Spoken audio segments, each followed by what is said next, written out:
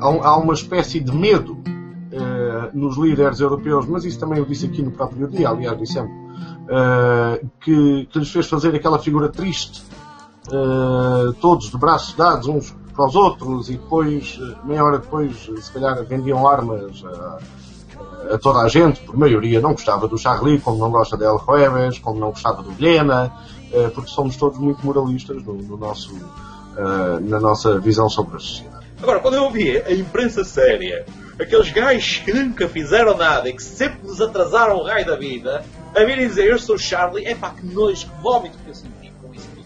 Eram operacionais muito militarizados, mas depois deixaram tantos erros, como por exemplo deixar o bilhete de identidade dentro do carro. Cada vez que há um atentado, pumba! É pá, sempre um terrorista já conhecido, que já tinha sido preso, ou que já tinha passado pela prisão, ou pelas autoridades, já lá tinha a ficha.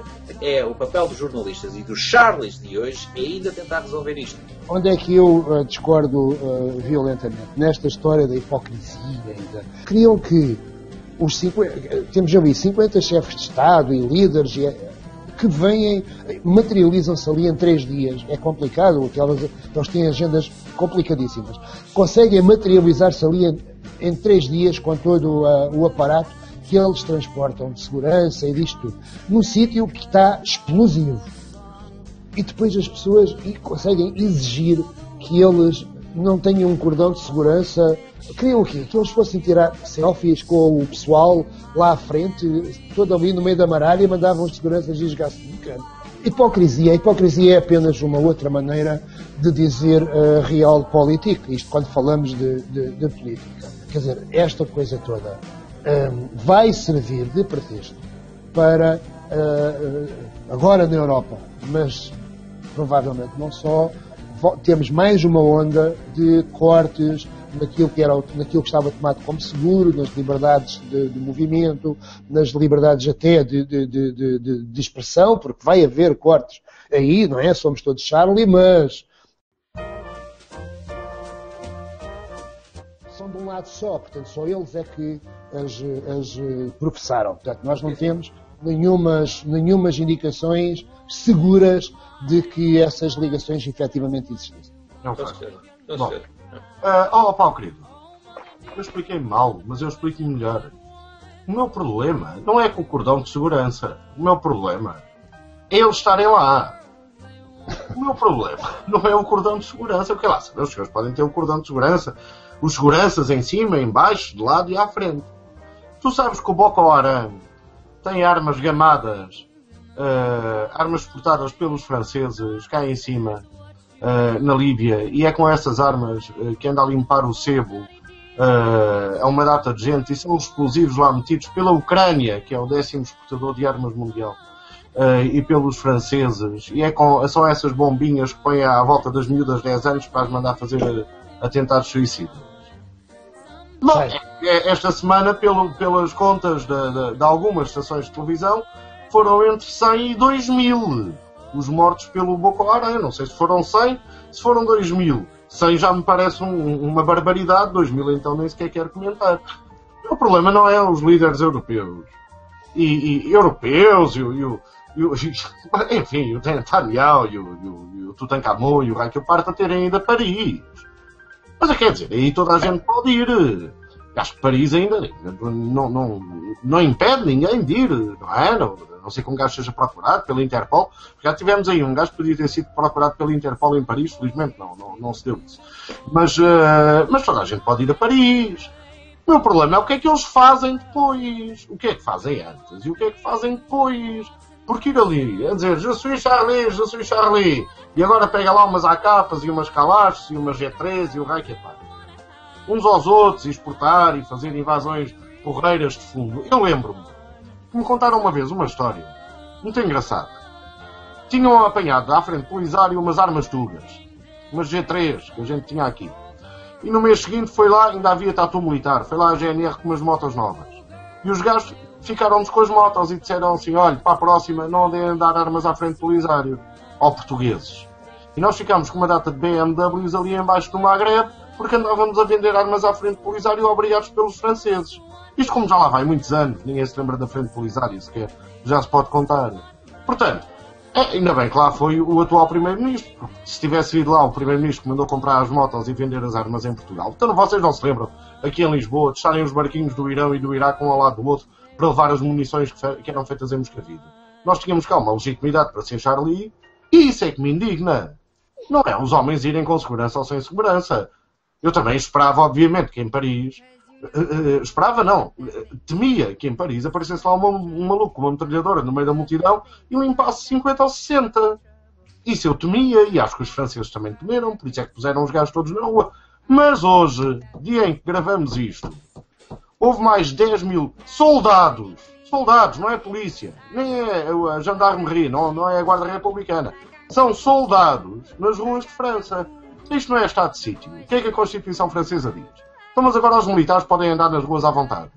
E isto é que para mim é hipocrisia. É ir lá dizer, eu sou Charlie e pega lá 10 mil militares na rua. Eu tive que me inclinar ali para a minha extensa biblioteca, pequenina, para ir buscar isto. Pois, olha.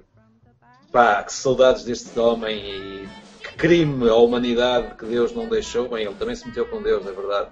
Mas que crime à humanidade que não deixou que ele acabasse de escrever este livro. Baseado precisamente na premissa: porque é que nunca houve uma greve numa fábrica de armamento? e Portugal bem que sabe disso, até aquilo que falaste. Isto tudo começou em 1980, quando...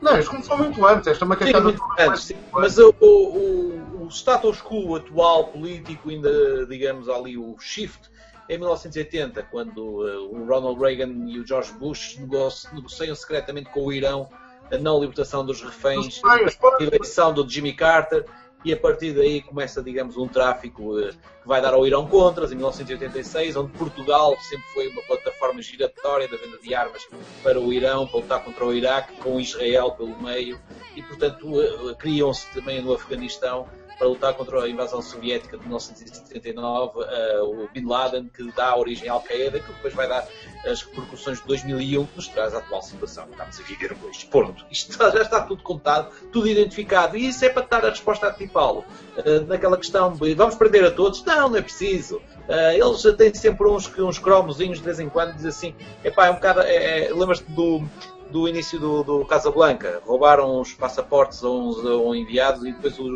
comissário Renault, que era francês, disse: prendam os suspeitos do costume. Portanto, estes rapazinhos eram os suspeitos do costume. Até podem ter sido realmente eles que fizeram, mas nós nunca iremos saber com toda a certeza absoluta, porque não foram levados a julgamento. E eles são tão bons, são tão maus, se tu quiseres, que atacam a redação do Charlie e depois fogem e acham que vão conseguir fugir, mas depois refugiam-se noutro sítio e fazem reféns. Porquê é que eles não ficaram logo reféns ali no Charlie a destruir aquilo tudo? Se são assim tão deslocados. Há ali premeditações, há ali, digamos, orientações. Como é que eles sabiam, sobretudo, que iriam ter o máximo de gente possível à quarta-feira se eles não estivessem informados que é o dia da reunião do Charlie? Isso também, se calhar, eles poderiam facilmente saber isso numa noite de copos. Sobretudo, o carro com que eles vão para lá era um carro roubado. Tinha sido roubado antes ou depois? Há quanto tempo é que o carro tinha sido roubado? É possível tu experimenta roubar um carro em Paris e em 5 minutos a ver se consegues progredir no trânsito durante algum tempo até seres detectado. Por exemplo, ou com uma Kalashnikov na mão e com a cara tapada. Experimenta fazeres isso. Eu acho que se calhar eras rapidamente apanhado antes de poderes fazer qualquer coisa. E isto não é antes do Congresso. Portanto, é toda essa situação, todas essas dúvidas e tudo, que já me chateiam. Já são demasiado, já são tão evidentes, quer dizer, já está tudo tão previsto e escrito há tanto tempo. Estás a ver, João, nós enganámos-nos, quer dizer, ele está, não é aquém, ele está para além das teorias da conspiração. Não é para além, isto já não são teorias, desculpa lá, estes senhores não fizeram uma conspiração. É a teoria, tu estás a ver a prática da conspiração. Não me venham com as tretas da teoria da conspiração. Isto é a prática da conspiração, meus senhores. Isto é a falência do jornalismo que não consegue encontrar as respostas. Não, deixa lá, Paulo. Desculpa, é que antes de ir, que tu vais e has de vem, só para perguntar se já descobriram se os retrovisores eram brancos ou pretos, que havia essa questão. Vamos lá ver. Eu digo-te a questão. Não, tu estás a dizer isso, mas isso é uma questão de quem está atento a detalhes e quer saber as respostas.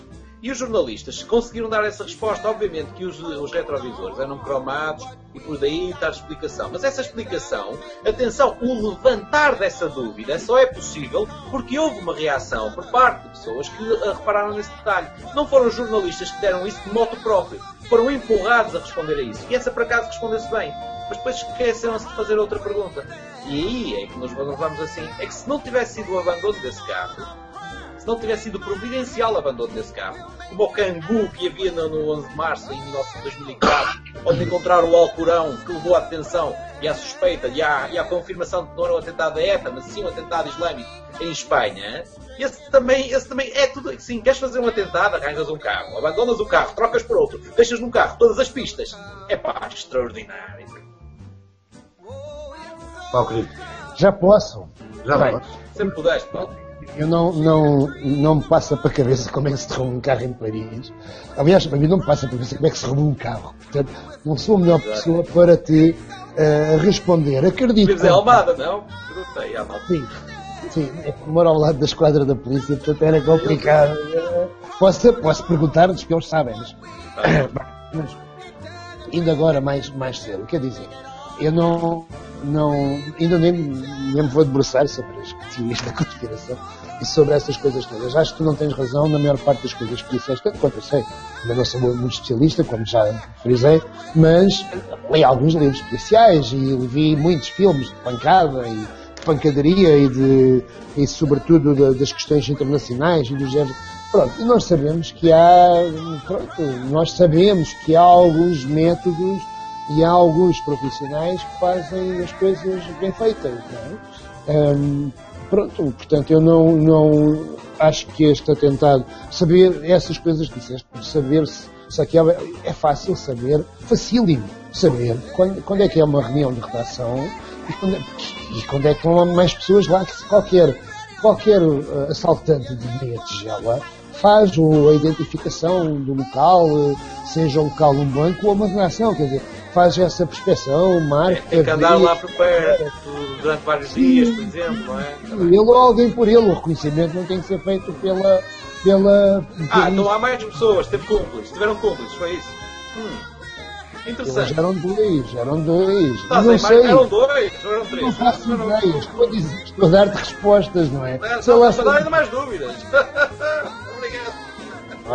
Ora bem, claro. Agora, deixa-me dizer então duas coisas. Disseste uma coisa, disseste uma coisa. Ainda és capaz de usar a cabeça. Às vezes. Sim, uso e também tenho dúvidas, não é? Aliás, deixa-me dizer, a minha função, aquilo que eu considero que é a função, enfim, do jornalista, tem muito mais a ver com colocar as perguntas, mesmo que algumas perguntas sejam disparatadas ou pareçam disparatadas, e sejam mesmo, mas essas perguntas provocam uma reação que permite... pronto. Acho então estás a concordar comigo, está com o meu direito a fazer estas perguntas. Claro, mas eu não tirei direito, eu estava a dar respostas e a fazer conversa contigo a dizer, espera, isso tu estás a roubar um carro em Paris e andar 2 dias com ele. De certeza que há gajos em Paris que fazem isso aos milhares, mas não sou eu que vou dizer como é que isso faz, não faço a menor ideia. Tu estás na lista de vigilância, não é? O jornalista, tu falaste dos jornalistas encontrarem as respostas, os jornalistas não encontram respostas nenhumas. Quer dizer, quando muito tiverem sorte, conseguem fazer as perguntas certas. Com sorte. Conseguem fazer as perguntas certas e provocar reações ou respostas que conduzem a um esclarecimento dos assuntos. Daí até encontrar as respostas e a verdade, caixas altas, maiúsculas, a faiscar, que é aquilo que muitos de nós, dos nossos camaradas, ainda, sobretudo os mais novos, mas não só, procuram, quer dizer, vai uma distância muito grande. Mas deixem-me só voltar um bocadinho ao tema e dizer, é muito... a diplomacia é uma coisa tramada, é uma arte complexa. E esta coisa das relações entre os países é uma coisa complexíssima, que tem imensas vertentes, imensas cambiantes, tem imenso para gerir. Tens que gerir os grupos de interesses, os interesses económicos, os interesses políticos, os interesses sociais, os teus próprios interesses, os interesses dos teus grupos, os interesses do teu partido. Os interesses do momento contra os interesses dos 6 meses ou os interesses de 10 anos é diabólico. Portanto, é uma coisa complexíssima. Daí que eu acho que estas análises superficiais pronto, quando digo superficiais já estou a classificá-las, estas análises um pouco imediatas, um pouco à flor da pele, com grandes verdades, grandes frases feitas a condenar ou não os líderes por eles lá estarem, ou por aquilo que eles fazem, ou porque vendem as armas, ou porque não vendem, é muito complicado irmos por aí. Deixa-me fazer-te uma pergunta muito simples. Como é que tu enquadras Assunção Esteves na defesa da liberdade, principalmente da liberdade iconográfica, como faz o Charlie Hebdo? O que é que tu vês em termos de traço, do ponto de vista de personalidade e de obra e desempenho de cargo, que faça um português, como tu ou como eu, identificarmos em Assunção Esteves nossa representante na defesa da liberdade pela ironia e pelo humor do Charlie Hebdo? Eu já não quero ir ao ré. Pergunto só isto. Está bem, deixemos isso para outro programa que achava longo. Não, mas é fácil dizer. Essas análises são superficiais. Então, vamos deixar o superficial. Então, se nós virmos quem é que nos representa, é óbvio que é democrático, mas aquela senhora foi eleita nas circunstâncias que foi. É legítimo. O que é que ela representa?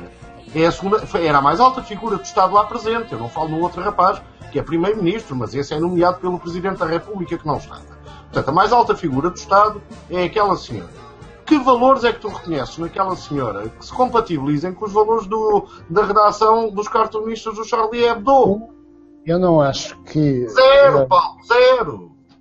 Posso falar? Podes, claro. Já agora, para isto parecer um debate como aqueles da televisão, posso falar? Está no meu tempo. Fala lá.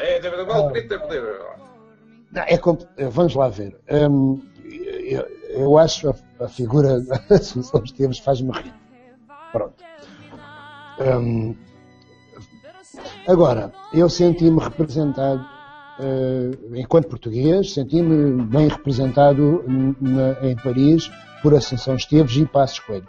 É provavelmente a única oportunidade em que me vão ouvir dizer uma palavra, enfim, não negativa sobre estas duas figuras. Mas tu não respondeste à pergunta. A minha pergunta é clara. Tu não me respondeste à pergunta. Em que é que os valores defendidos publicamente por Assunção Esteves alguma vez se compatibilizaram com os valores do Charlie Hebdo, por exemplo? A minha resposta é: eu considero-me representado porque fui representado ao mais alto nível, ao contrário, por exemplo, dos americanos.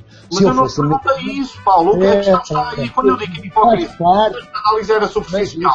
Eu estou-te a fazer uma pergunta que vai ao cerne. Podes, com certeza, mas responde-me à pergunta se puderes. Que é, como é que uma mulher que berra contra as galerias da Assembleia da República, quando começam a cantar a Grândola, e estridente manda toda a gente sair, a Grândola cantar, se compatibiliza com os valores do Charlie Hebdo? Se conseguires responder-me a essa pergunta, eu digo imediatamente que estou enganado, obviamente. Já está feita a primeira parte, que é o introito, não é? Pronto, é a introdução da resposta. A segunda parte da resposta, o segundo parágrafo da resposta é este. Eu não acho que aquelas pessoas tenham lá aí defender especificamente o Charlie Hebdo. Isso está bem, isso é o título, não é? Isso é a hashtag, isso é o que aquelas pessoas foram ali fazer. Assunção Esteves incluída, foi defender ou dar um sinal de defesa. Não foram defender nada, não tinham arma. Então, foram dar um sinal de defesa, foram emitir um sinal relativamente poderoso. Eu lembro que estava lá um quarto dos líderes dos países, portanto, dos líderes mundiais.